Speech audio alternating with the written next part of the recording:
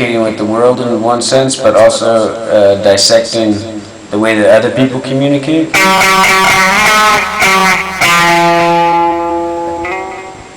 So what I try to do, or what I try to capture, is I try to take myself out of the situation, and I try to really focus on their interaction, but not the interaction that they intend, like the interaction, the split seconds that happen between the points that we want to make, or the points that we want to illustrate in a conversation.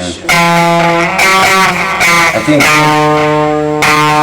this kind of work raises some interesting questions and some interesting problems, which is interesting because it seems like you get to a point, or I get to a point where it wouldn't be advantageous, like there'd be no reason for me to do it anymore, because I'm just pretty much projecting myself onto all these different scenarios. But I think that it's like somewhat of an ongoing dialogue with myself, all of us, like under a collective conscious experience, and I don't want people to be comfortable with that exchange.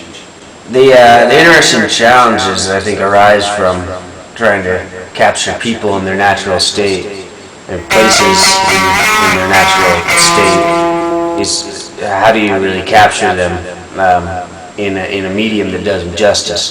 Sometimes, if it's a real fleshy emotion that I'm going for, it'd be with a certain shade of oil paint, or if it's like a rustic feel, like somebody dealing with past issues, then I'd use a more runny medium like gouache or watercolor or something like this.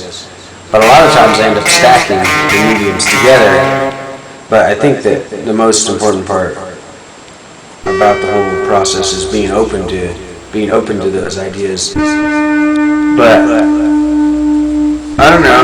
I mean, I don't even know if that even really matters, or if the art really does anything. I mean, maybe the art is just a big masturbatory deal, like just me, like fucking jerking off my ego, because I want to see pictures, and I want to be able to talk about myself, and I don't want to be able to make myself into something that's bigger than I think that I'm being perceived as.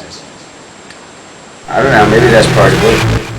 Maybe that's part of it for all artists, but I think that too is part of it for everybody, and that too is part of the... I mean, sure, I guess we could all really dissect why we do anything, or why we feel the need to even be heard in any kind of facet, whether it is like masturbatory or not, or like whether it is us just feeding our ego. I think it all boils down to a basic need, and humans have been doing it since the beginning of time, whether it's like visually or through audio, just wanting to leave some kind of lasting reminder on Earth. I mean, let's face it, everybody wants to live forever.